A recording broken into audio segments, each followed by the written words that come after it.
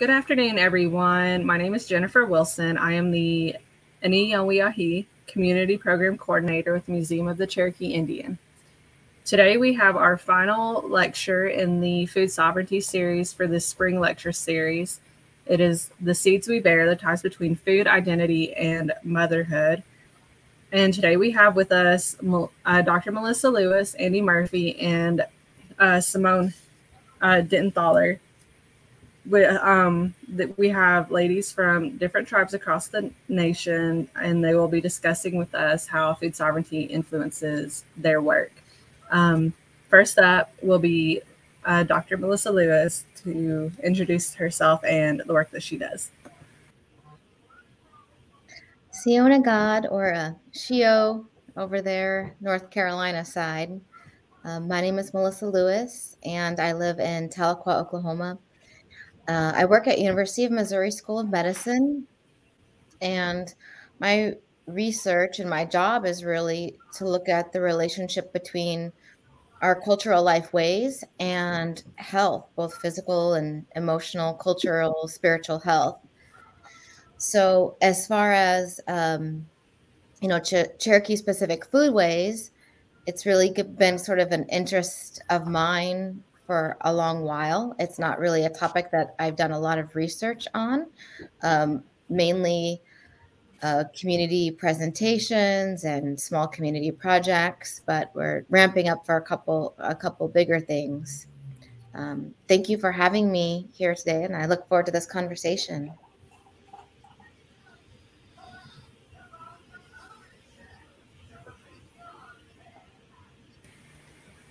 Next up, we have Andi Murphy. All right. Sorry, I said that like I was going to keep speaking. Okay. Next up, we have Andi Murphy. Yes. All right, thank you for having me today. I am Andi Murphy. I'm Navajo. I live here in Albuquerque, New Mexico, and I do a whole lot of work with food sovereignty. I am a journalist. I'm a food journalist. My full-time job, I am the senior producer of Native America Calling radio program, which is a daily 1-hour live radio program about Indigenous issues and topics. And then I am a podcast host and producer. My podcast is called Toasted Sister, and that is all about Indigenous food. So over the last 5 years, I've talked to literally dozens of Native chefs and farmers and food warriors all across Native America. I also do some freelance writing for other public food publications like Civil Eats or Proof, which is with America's Test Kitchen.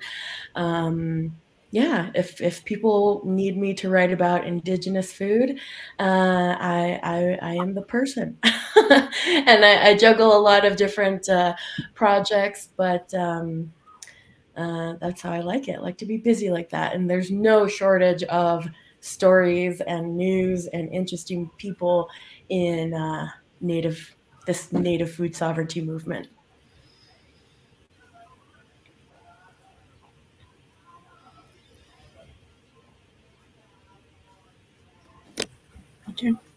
So you're next up, yeah.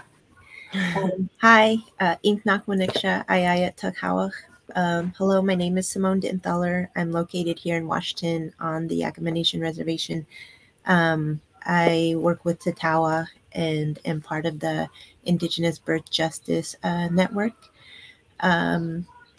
We do a variety of things, and food sovereignty just happens to be one of like our core foundations.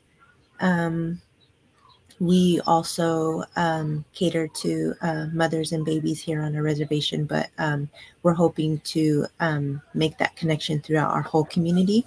But right now we just focus on our moms and our babies.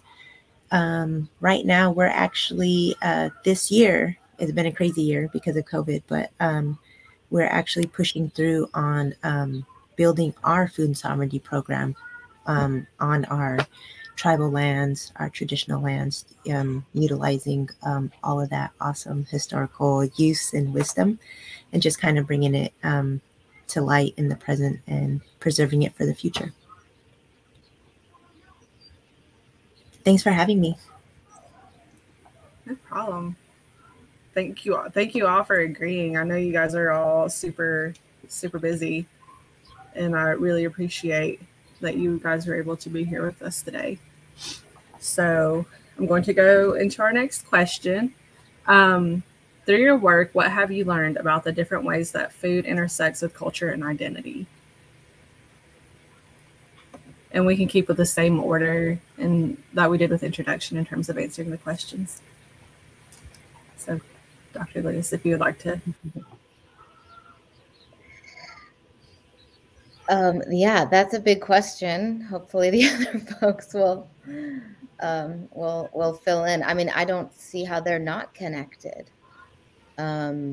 Just like our language, our environment, our ecology, our food, traditional cultural activities, they're all very highly interconnected. And one of the food conferences that happened just a couple of months, I think it was Ade who said, you know, if there's something going wrong with our food system, it's just essentially like a symptom that there's something wrong with our like entire cultural system. And that just made, I guess, a lot of sense to me when she said that. And I was looking back at some of the research, like what happens when people start to eat their traditional foods.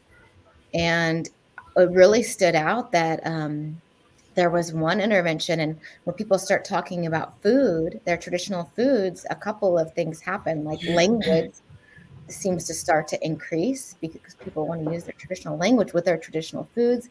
But then also there was this article, it's called the TLC intervention. And I noticed that from the focus groups about food, people started talking about they wanted to revitalize traditional chief systems. So again, it's just interesting to see that when we look at our traditional ecological knowledge, which incorporates food, it makes us rethink our entire system of governance and the way we interact with each other. And of course, that takes me down kind of like a matrilineal, kind of matriarchal focus, but I'll stop there and pass it along to Andi.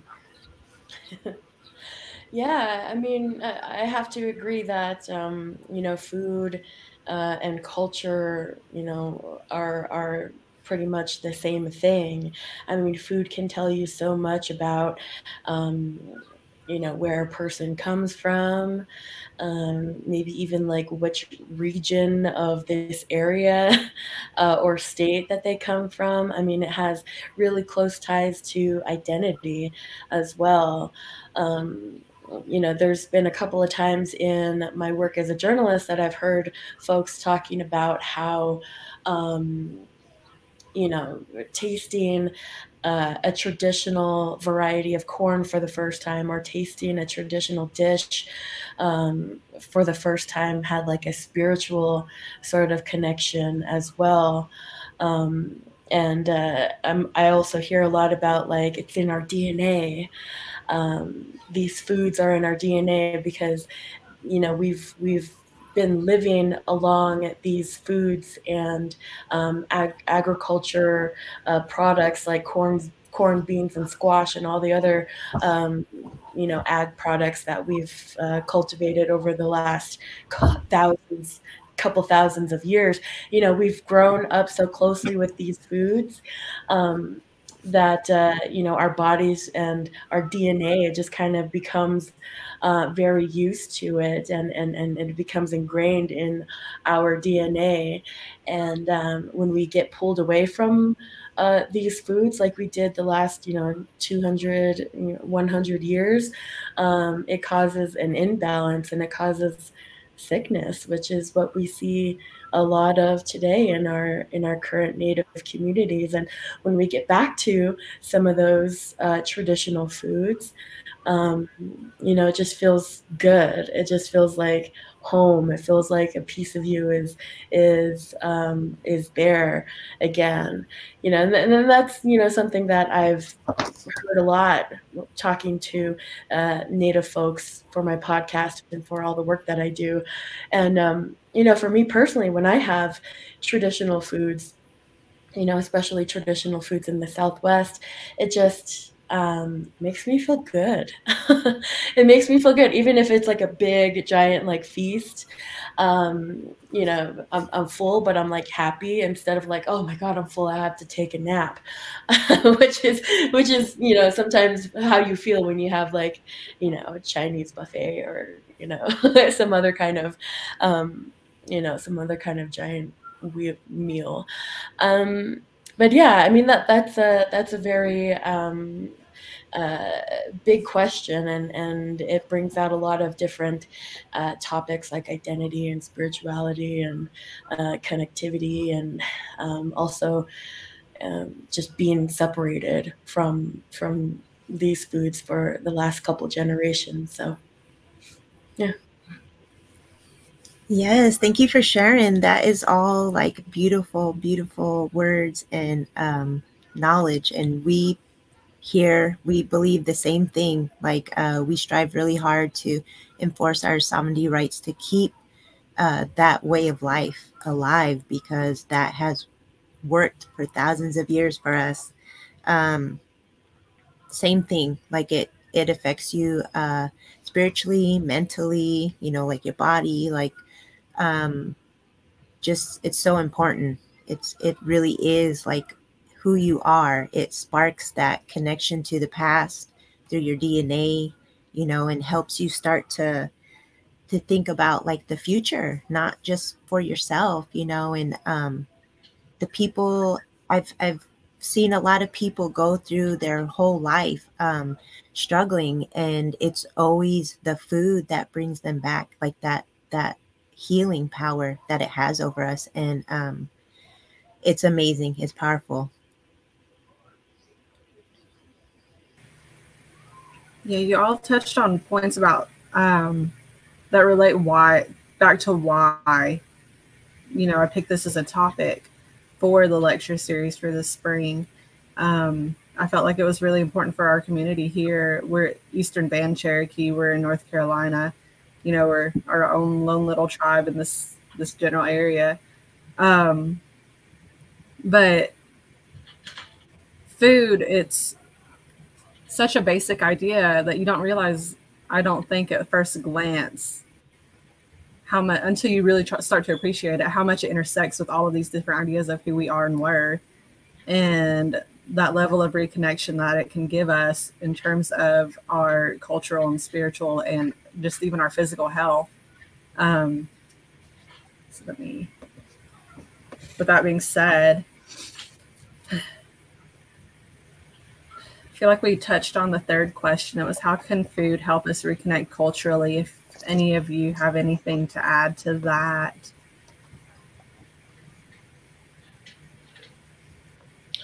And if not, then we can move on to the next question, unless Semone, you look like you're about to say something. I was just going to say, like, for myself, I grew up as a Catholic Native American woman, and that was really a hard struggle for myself. And I gotta say, it was the food. My older sister would always invite me to feast, and I always kind of felt like a outsider just because I hadn't grown up in the longhouse or around the traditional foods like that in ceremony. And my daughter, when I started going back, it really was the same kind of thing. When I would eat the foods, I would feel so much better in my mental state, my emotions, my heart. I would always feel stronger. And so, sorry, it's just the food is very powerful out here. And that is one of the ways that we're trying to enforce that reconnection to this younger generation. is through the food.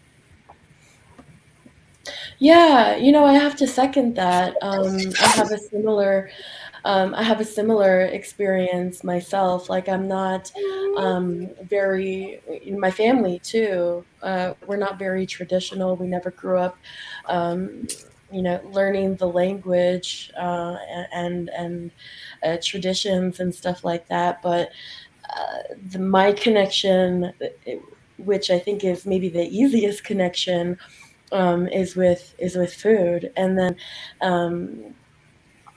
through food I've connected with so many other people as well, and got to understand like other environments and other tribes just by being curious about their food and being curious about using their foods and learning about different foods from all across Native America. I mean, I think that's really exciting right now that a lot of these foods are becoming very accessible. There's a lot of entrepreneurs out there who are making these traditional foods and flavors more accessible to their own communities and to others who are curious. And I think I can speak for myself and a lot of other foodies that food has just like changed my life. It's kind of cliche when people say something like, oh, you learn about food is like a connector for different people and that kind of stuff. But like really for me that happened, just being curious about some of these really, really good flavors that I had in the past, in the beginning of my food journalism journey. I had some really good like Middle Eastern food and Mexican food, and that just made me so curious and appreciative of the people who were cooking these foods, and then the people who are growing these foods, and then the culture and the history and the land and all the issues behind that. So food for me is really a connector to everything that I know right now. And that's just like, speaking for myself, because I'm so like addicted to, just analyzing what I have to eat and exploring and yeah, it's amazing like how much you can learn from, tasting around, from eating at a different restaurant or tasting some food from a different tribe. Food is actually it's this year for Ttáwaxt, food is like really big. We've done a couple different events surrounding our food, just to kind of, I mean, I don't want to say that it's not out there in our community. It's just kind of just growing with the community and showing them a different way to appreciate it, to experience it, and let the food itself invite them in, because I see it time and time again, like people go and they're real hesitant to go to those ceremonies, to those events, but they always leave feeling so much better, so much more connected to the land, to their ancestors, to who they truly want to be. And we need that in our community more and more. So we're always striving to boost our food sovereignty program and to get our food out there and to the community in the hands of the future generation.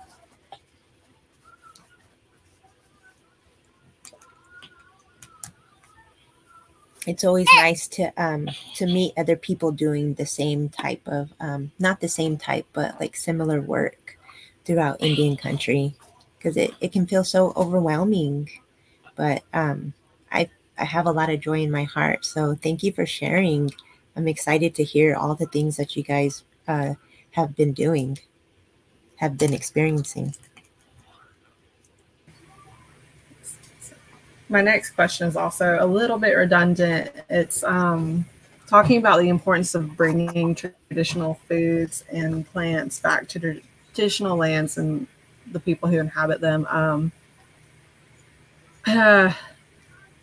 So, like throughout your work, have you seen what has been the impact that you have witnessed when people do incorporate more traditional foods or medicines within their daily lives, or more often than they have been?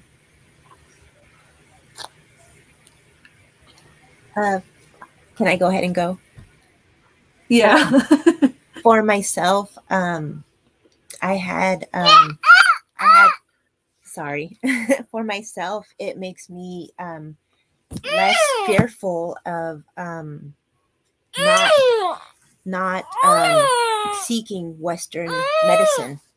I've been through some tremendous events in my life to where I've had to depend on Western medicine, and to be honest, like it almost took my life instead of saving it. And it was my own want and need to go back to natural medicine that has really sparked the want to sorry, I lost my train of thought. The want to help reconnect to those traditional plants, because what was our prenatal before Western medicine? It was plant medicine. It was our food. It was our community. And I feel like we really, well, for myself, I was really disconnected in that way. And I had a lot of fear. I had a lot of anxiety. And I had a lot of trust in that system. And it wasn't very good to me. And it was the plant medicine in the traditional ways that really saved me, not only physically, but like mentally, spiritually, like, and it re-sparked want in me that I didn't even know existed, for like to learn my language, to learn my songs, to bring me back to the longhouse. And now I gather for our longhouse. I'm a gatherer. And when I became pregnant with my daughter, I really tried hard to not be afraid to go back to the old ways, and to let all that colonization way of thinking like leave me. And that was like hard. That's a detox in itself, and it's so scary. But I see so many more women taking charge of their motherhood that way, and they're so much more happier and more connected. And that's what I want. That's what we strive for at Ttáwaxt, is to enforce the right to be Indigenous, and to be okay with that, and not to be afraid of that, and to find ways to balance that out. Sorry, I'm kind of rambling.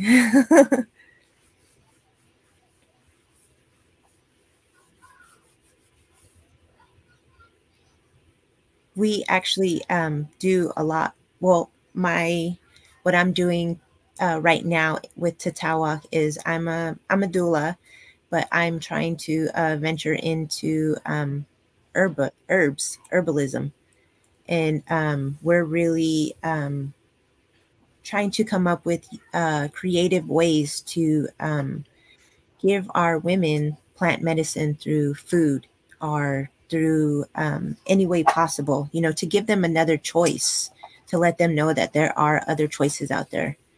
And I feel like we're starting to really hit a momentum, and our women are, they're curious. And that's always super exciting, is we're in the growing process right now. And it's so rewarding to see that there's so much medicine out there. There's so much food and goodness.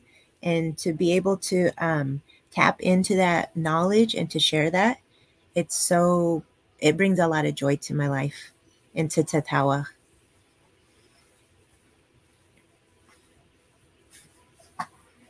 Yeah, so your question, well, this is what I wanted to add. When people are paying more attention to wild foods and traditional traditional hunting and farming. I think,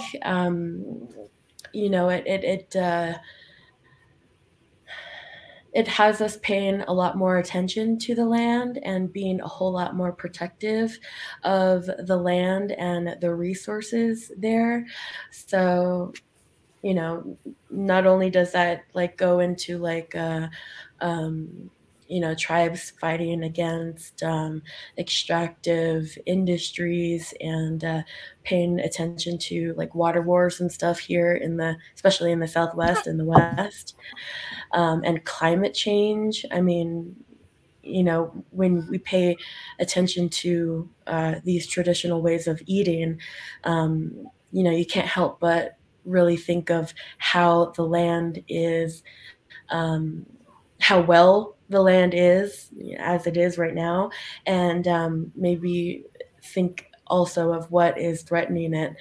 I think that's something that is really important when it comes to, because you can't separate you can't separate just the health of the land and then indigenous food. You can't have one without the other. So that I think that's one important thing that comes from paying attention to indigenous food, is paying attention to the health of the land. Mm.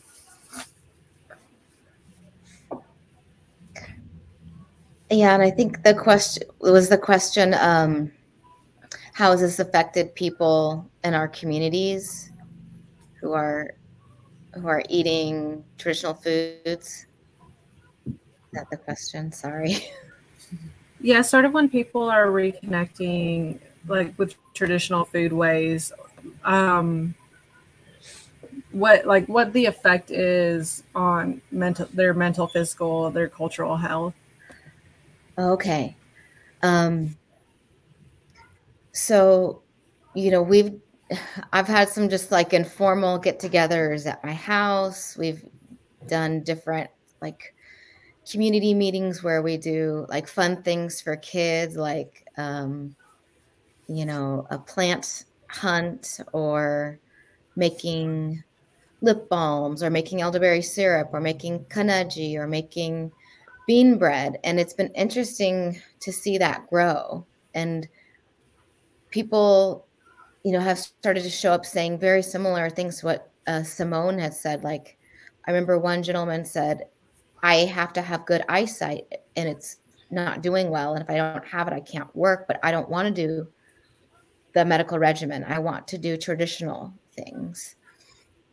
And so we were able to have those discussions. And then the more that our group kind of started doing these presentations, we wanted to be more less of a demonstration and more of people learning from one another.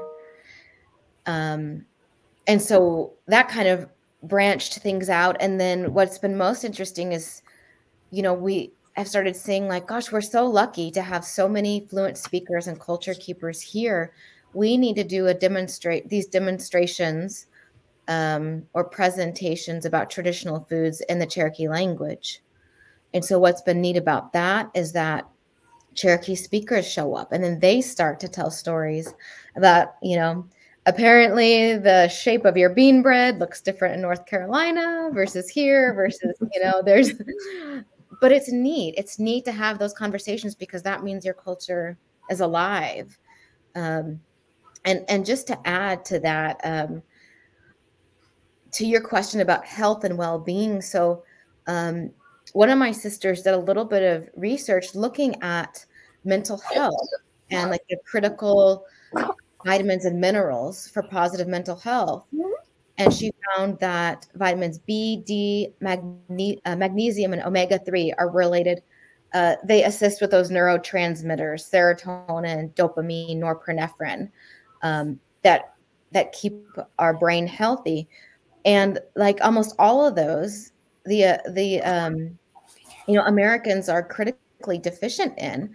But if you look at pre-contact Cherokee foods, they're very high in B and D. Those are our, B is our corn, beans, and squash, and magnesium. Omega-3, Cherokees ate so many different nuts. And so it's been interesting to think about what our pre-colonial food system looked like and how that might affect our mental health. And then, you know, we know that there's been several really neat studies, Northern Plains, in the Southwest, looking at traditional foods and the contemporary variety and seeing how high in nutrients, minerals, and antioxidants our traditional even corn, beans, and squash were compared to what we get in grocery stores. And, you know, these antioxidants are protective against type 2 diabetes, gestational diabetes, cardiovascular disease. Another area we started looking at is like, what happens on our lands and in our ecology each season? And we start to see, like, every season, the earth gives us the foods that we need right when we need them. So when you think about like rose hips, they're so high in vitamin C right before winter, and all those berries with the kind of bioflavonoids that keep us protected from sweaty summers.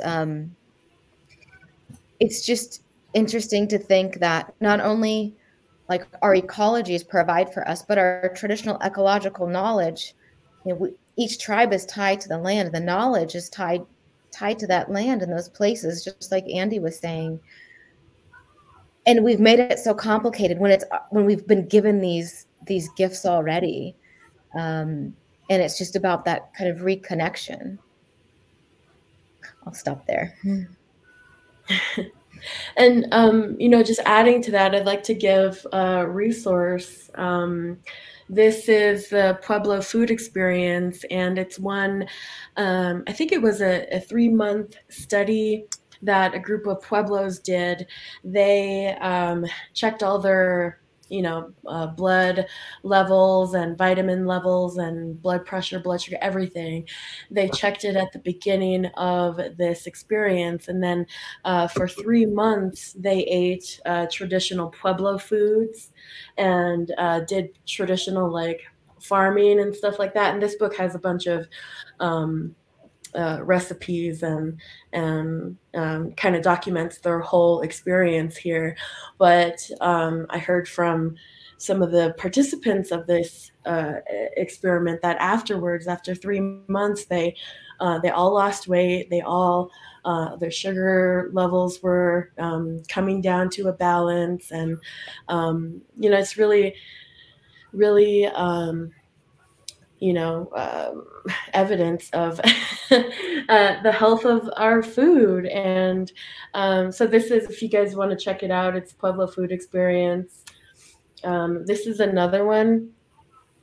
I haven't gone through it. It's pretty big, but it's Recovering Our Ancestors' Gardens, Indigenous Recipes, and a Guide to Diet and Fitness.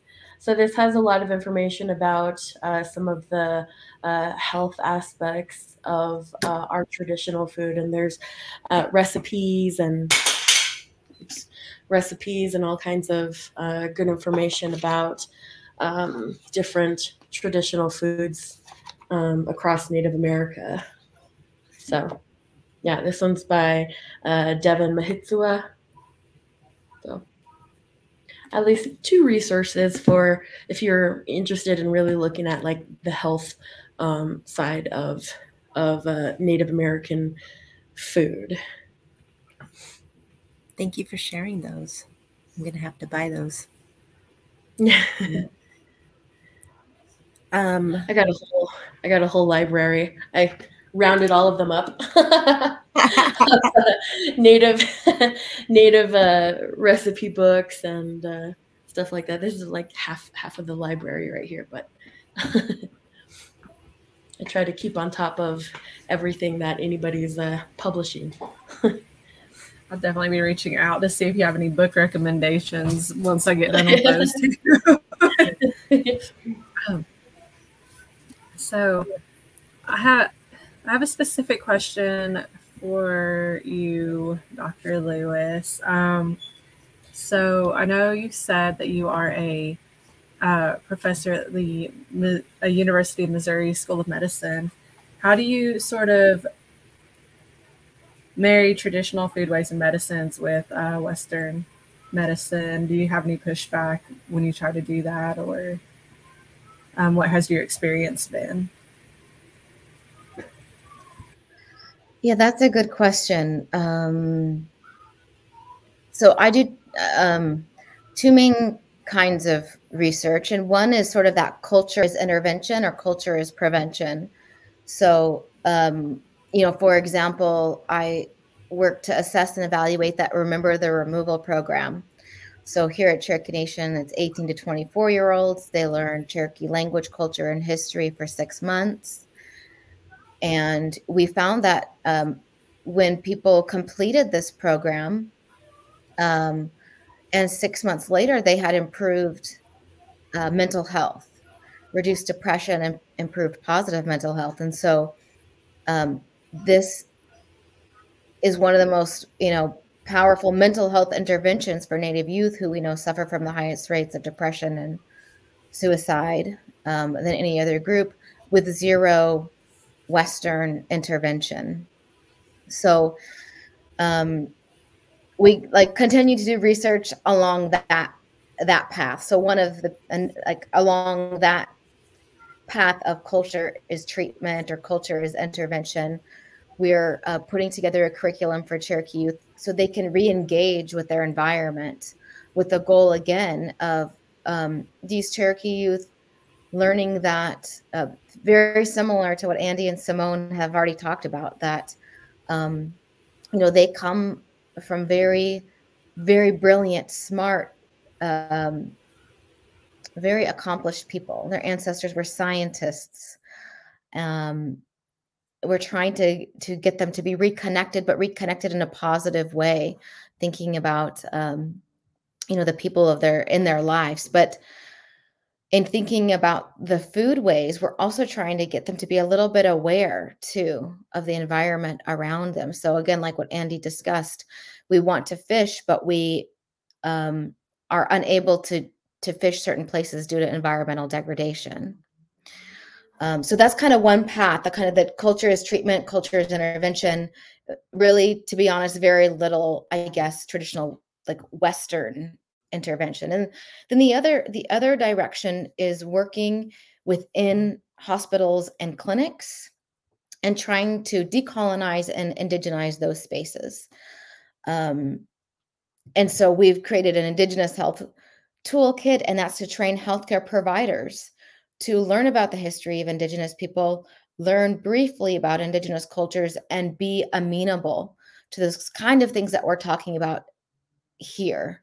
So that when someone goes to their doctor and they want to get some treatment, that they don't experience discrimination, that they don't get laughed at or looked down on for using what I call some of the oldest medicine and most effective scientifically researched medicine in the world. So in that case, it's really just about informing non-Native people about a lot of things that we should have already known. So everyone get exposed to bias and discrimination about Native people in our media. We don't get access to education. So this gets moved into the kind of the Western system to our clinics and hospitals. And then that really relates to bad health outcomes for Native people. So what we're trying to do is to try to make it a safe place. And then in conjunction with that, there's plenty of programs out there that are working to create pathway programs for Native American people to have healthcare, to be healthcare professionals, physical therapists, nurses, and doctors, so that when someone comes in, like I got a call not too long ago with someone in Arizona saying that they had a Native American patient that wanted to go home. It was being in the hospital was the worst thing that ever happened to them. And they just asked me, and they inherently knew, where can I get some food? If I could just get a plate of food for them that reminds them of home, I think they're going to make it. And I was like, okay, there's a food truck down on, so-and-so. And then they said, you know what, you're right. They said this was the most tolerable day at the hospital. that's kind of long-winded, but there's a lot there I could talk about, but I'll stop. Hopefully that's what I answered your question, Jennifer. Yes, you did. I'm gonna move to Andi now. I've been listening to your podcast for a little bit now, and there have been a couple of different things that really struck me. I think one of my favorite episodes is when you interviewed the I feel awful because I can't remember her name, but she was a death doula, and that really kind of struck me how I never even thought of traditional, like how we Cherokee had practices around death, and it really made me want to learn more about that. Was there a particular interview that really struck you, or was there, like back at the beginning, was there one that maybe is what inspired you to pursue the podcast or pursue more research into that? Let's see. So there've been so many interviews. But there was, okay. So the reason why I wanted to start my podcast is because I was already like really, crazy about food, but didn't really have very much knowledge of indigenous food, or this whole food movement happening right now. And a couple years ago, I was interested in, all other types of food, Asian food and Middle Eastern food, all kinds of food. Because I was a food writer before I became a radio producer here in Albuquerque. So then I came here to Albuquerque to become this native radio producer.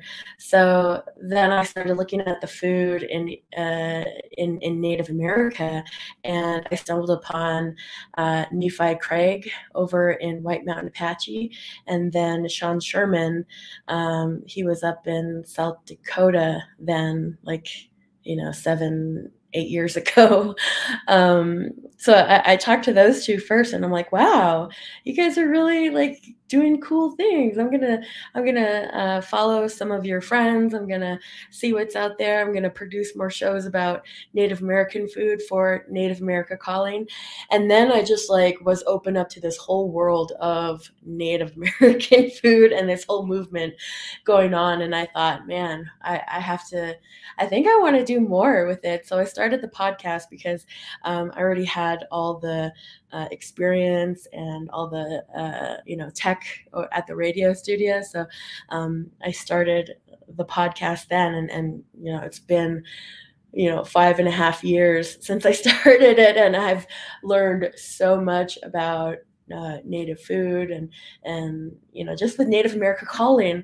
I talked to doctors and specialists and people who are in it, part of the news and making movements and shaking things up in Native America. So, there's a lot going on up here. and with Native food, I just get all that out into this podcast space, because up until, a couple months ago, Toasted Sister was the only podcast out there about Indigenous food.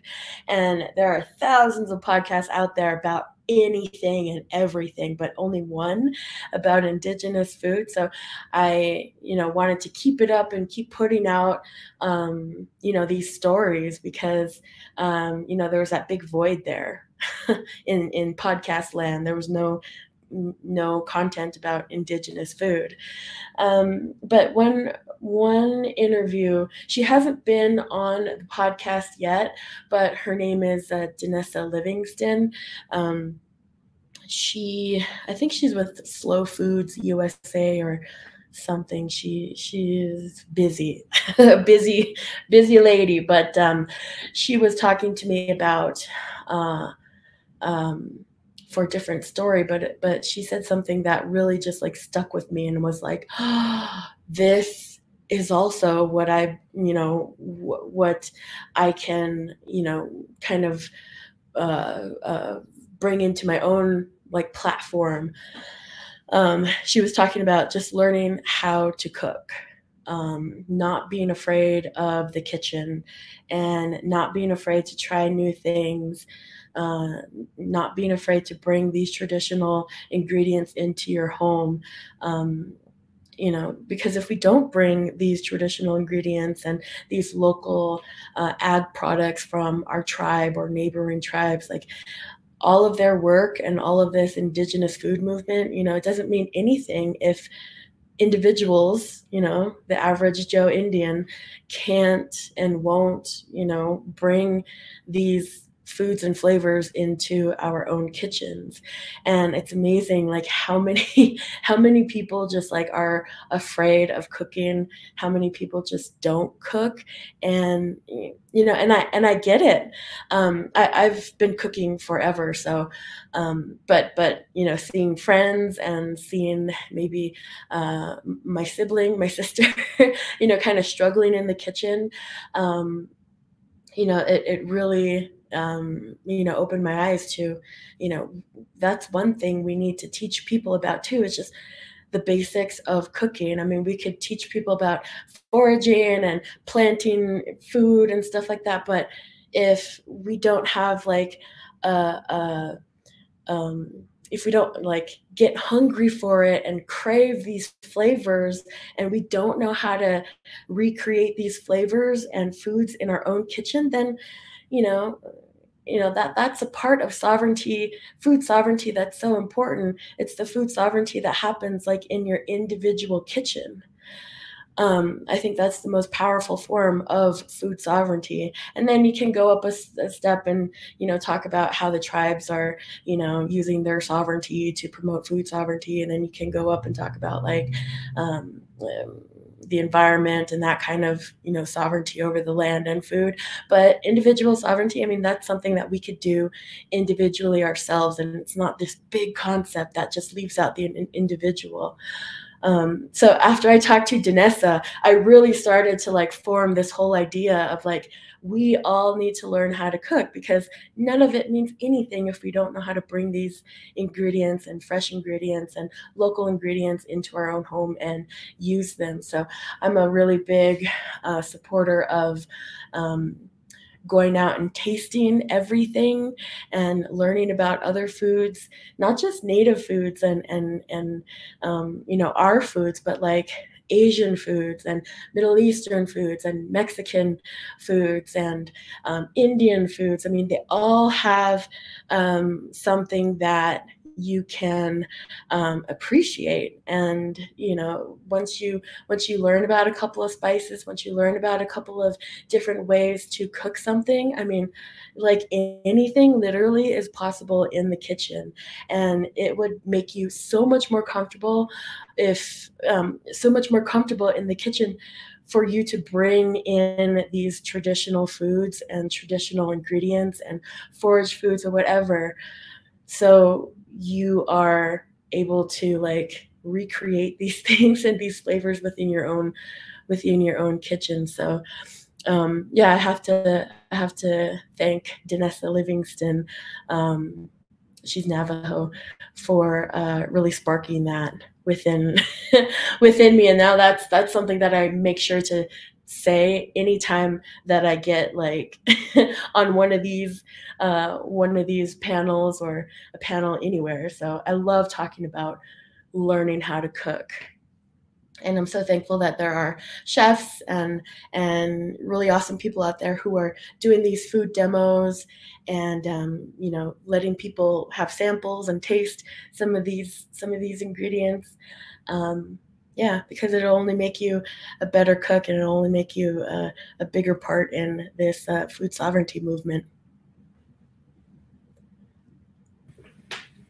For sure. We had Chef Nico Williams now here in March to do a cooking demonstration and a lecture. And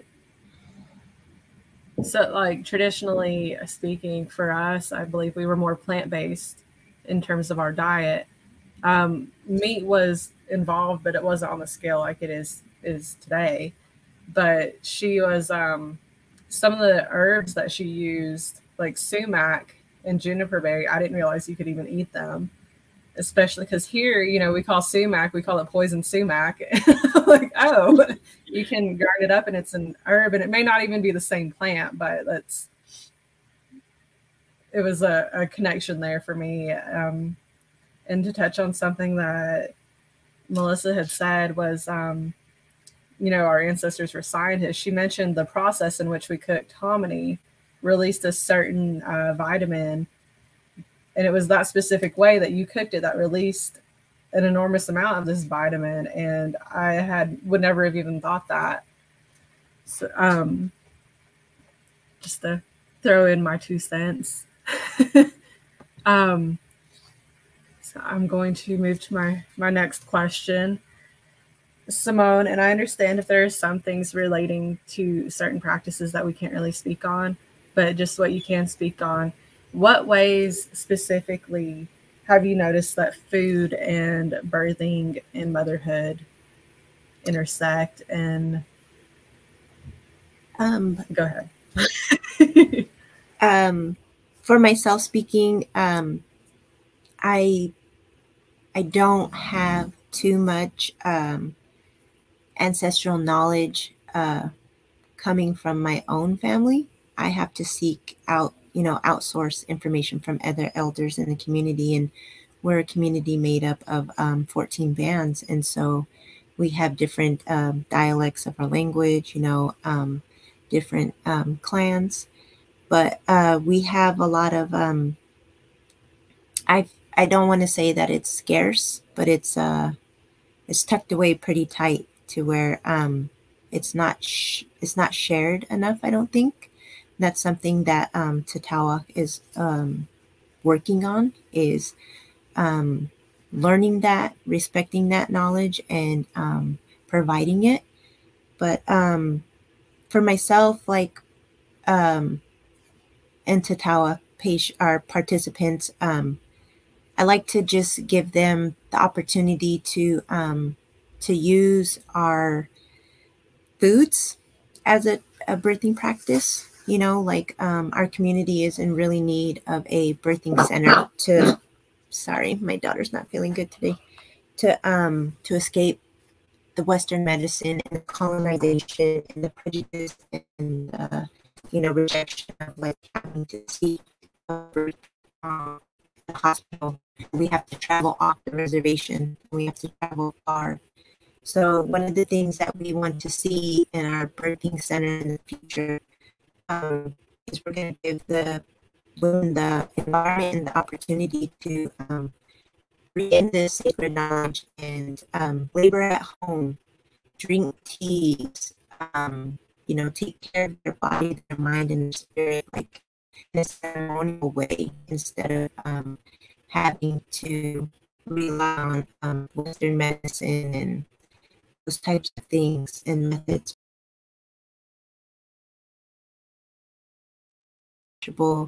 Sharing them just because it is so scarce and sacred in our community.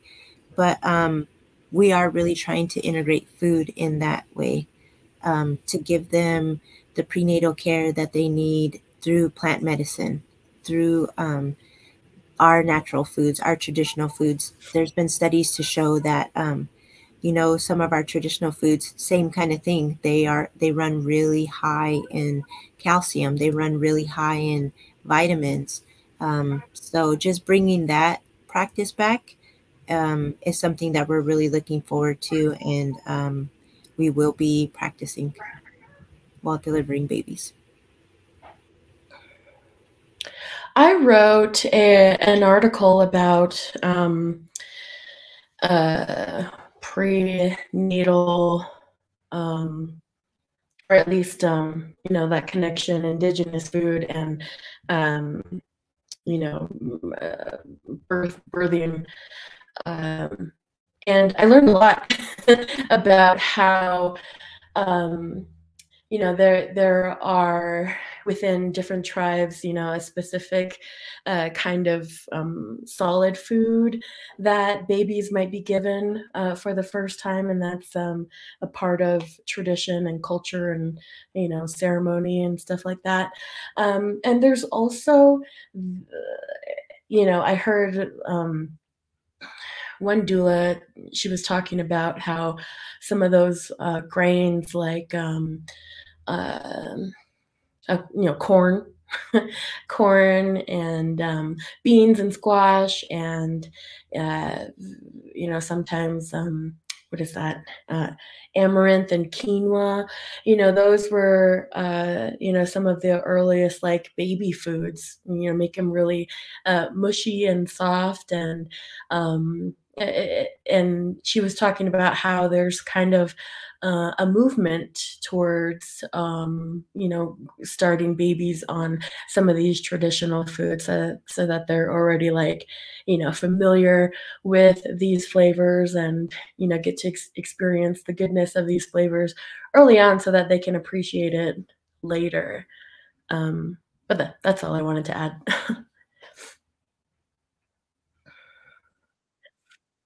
Yes, we follow the foods. We're gatherers, we're hunters, we're seasonal people. We rely heavily on our traditional foods, and one of the first ceremonies that we have in the beginning of our year is we welcome all the new babies, and that's what we do. We give them a taste of the traditional foods to kind of spark that DNA in their body, get their taste buds, you know, looking forward to that. And it's a real beautiful ceremony. And I, unfortunately, due to COVID, we weren't able to like, you know, experience that the last 2 years, but I really look forward to, well, families gathered at home and did it, but to see all the babies come out into the community and gather at the longhouse to have those first baby ceremonies is so special, and I look forward to that. And once again, it's all tied around our food. Our food is like so important to us.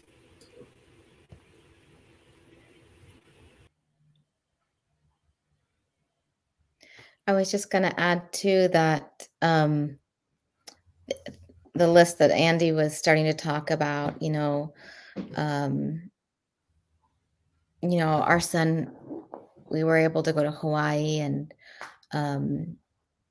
they have taro for babies, and he loved it. And then it also gets fermented a little bit, a couple days. He ate all of that up too. I know up in Minnesota, Sharon Day and her group are working to, I believe they've partnered with Sean Sherman. I'd have to double check, and are trying to provide traditional Anishinaabe baby food that can be commercially sold. So things like wild rice, for example. And for our son, we wanted to make sure that his first food after breast milk was some of our traditional foods. And so we grew Georgia candy roaster squash that the seeds came from up there near you, Jennifer, near the Gadua Mound. And I think it has set a precedence for him and his diet. And we also did some other traditional foods. And, for Cherokees, when you're pregnant, there's feels like 1,000 things you can't do. I was like, this doesn't seem right. Maybe this is like colonial or something. But then what happened for me was that when I had my son, women started coming forward and sharing things with me. Like, here's how you make a corn drink to bring your milk in. Or, here's something you do to address this or to address that. And I just felt so supported in a way I had never felt supported before. I think we don't get taught how to be parents like maybe we used to. And so to have the support come forward was so amazing. And a lot of it had to do with our plants, our foods, and our medicines, content that I didn't know anything about before. So right now, with a group of 7 Cherokee women, we're working to create a program for mothers and babies, where we will kind of do just that. We're calling it Ttáwaxt, which is one of the Cherokee words for aunts, which is second mother, where we're going to pair moms and newborns in at a place called Camp 7 Star at the American Indian Resource Center, 260 acres of woodland. So moms and babies can learn from the land, from each other, and from kind of these aunties centering on our land and our food systems, and hopefully being able to provide that intergenerational knowledge that I was very lucky to receive. I would like to just add to some of the things that Ttáwaxt, what we do here on our land is the same kind of thing. We have mother groups. Even if it doesn't happen that way, you always get this group of women that come together and they start swapping stories. And how Ttáwaxt got started was probably about 7-8 years ago now. We had a spike in infant mortality here in our community. And so Jessica Sarlick White Hawk Hausman decided to, she was working in the medical community at that time. So she developed a survey, and me and my sister went out into the community, and we did focus groups, and we gave this survey out, and it was all these questions relating to women's health and to pregnancy, because they were, people were assuming it was alcohol and drug related. And the information and the data that came out of that survey was so powerful, because it was highlighting that women that were going in and birthing these babies without any elders in their life, or without an elder there, these babies were passing away. Babies that were being brought home and not utilizing a baby board or knowing how to, or having that access, these babies were passing away. Women that were living in multi-generational homes are couch surfing, like there was a big homelessness problem, transportation, and then it came down to food. And it was, that was something that I never expected, but I mean, like, it really, it makes so much sense, because it goes back to, like when you're growing your baby, you have to be eating the most nutritional food for yourself and for baby. When, your breast milk, if you're breastfeeding, same kind of thing. And our ancestors all knew this, because, they were living off the land. They were following the animals. They were, we rely on the fish, the deer, the roots, the berries. And to see our community like be uprooted and steered away from that, like it was showing in our babies were not surviving. And so that from there we started to grow, and we started to implement all these programs. And some of them didn't work out in the beginning, but we just kept pushing and learning from it. And like I said, this year we're really, we just had our grand opening for our prenatal clinic. We're going to be offering, as Indigenous women with a clinic on the reservation, we're going to be offering prenatal to our women. And it's crazy to think that they have to travel up to like 45 miles off the reservation to seek prenatal care, and then have to go through discrimination, have to go through, all these other factors. And it always leads back to, like the mother has to be very careful of how she's feeling, what she's going through, what she's eating. And it was just, it's pretty wild. I never would have thought that food would be so tied into all of our work, but it really is. And so we started developing ways of like, we always cater to our women. We seek them out.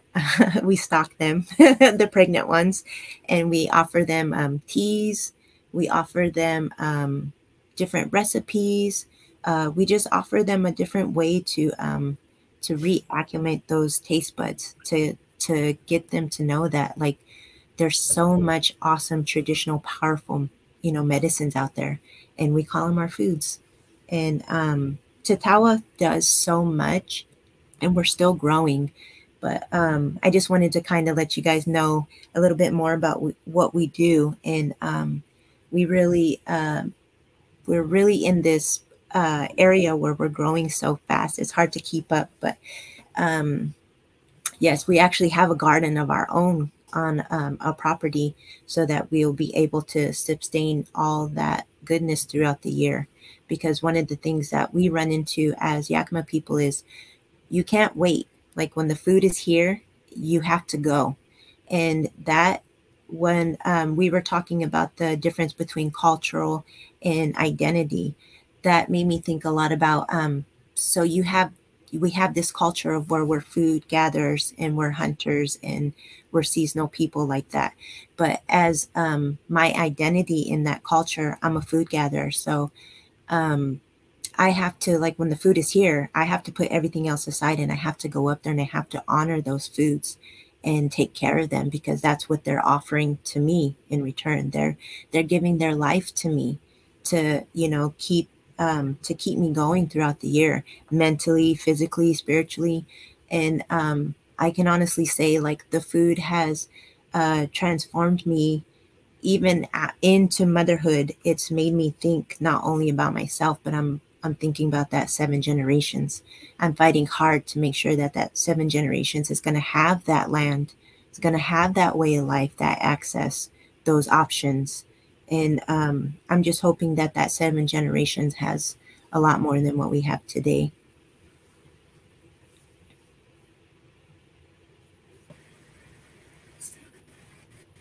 Definitely. I'm definitely inspired by all the programs and all the work that you ladies have been doing. And I'll definitely have quite a bit to keep an eye out for in the future. It doesn't look like we have any audience questions, so I'm going to go into our final question for the day, and it's a pretty simple one. It's what advice or resources do you have for any tribal member or anyone who would like to reconnect to traditional foods or to learn more about food sovereignty?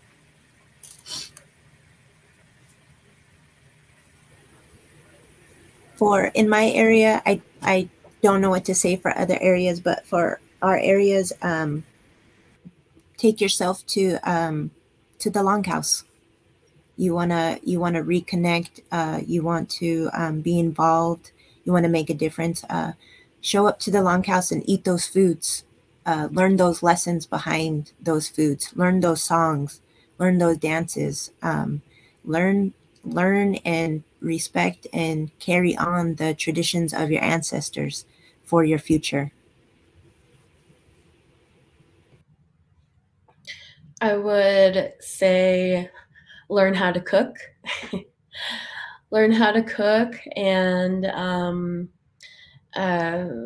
you know, definitely make connections with people who are knowledgeable about you know, traditional foods, because that person might not be in your family or might not be you know, a family friend or anything like that. So I know it might seem a little bit hard to make those kind of connections, but I think, you know, elders and people who do have that knowledge, they're very friendly and they're very willing to share some of this knowledge of food with you. And I would also say check out, you know, local and tribal food entrepreneurs. You know, there's so many food native people who are making these native foods available. So they're out there to support, and then you know, it's maybe an easier way to get a hold of some of these ingredients and flavors to test them out and you know, have that kind of experience. Yeah. So maybe the only things I could think of in addition is just, you know, spend time with culture keepers and fluent speakers in your community. Sometimes I wonder why we have all these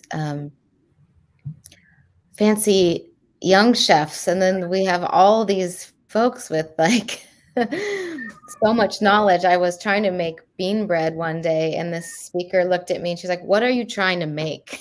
And I was like, "Bean bread." She's like, "Get out of the way. Let me do it." And whipped me into shape in about 30 seconds. I think inviting speakers and elders into these spaces, is the best way to go. And the second thing I would add is just being outside and being reconnected. It depends, like every tribe is different as far as the amount of like food or plant knowledge maybe that people have, but we can relearn and we can reconnect. Even with kids love being outside, watching ants, watching bugs, learning about pollination. Again, relearning all that traditional ecological knowledge that helps us learn about our foods and our food systems and the environment we live in.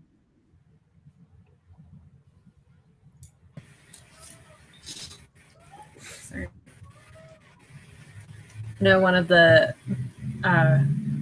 my reasons for reconnection is my children, and what you just said about them really truly enjoying it is my 11-year-old. We went ramp dig. We didn't find any, but we went ramp digging, and he really enjoyed the experience, and at least hearing like why we were doing what we were doing.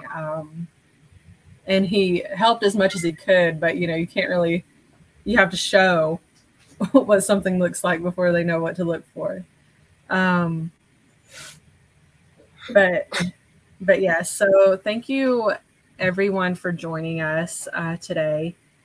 I hope that everyone took something away from this. I'm going to end this session now. Our next series is the summer series, and it's about Indigenous representation. That one will start in July with Natalie Welch's film on stickball.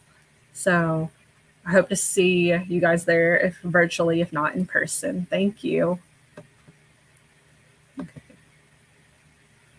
Oh no.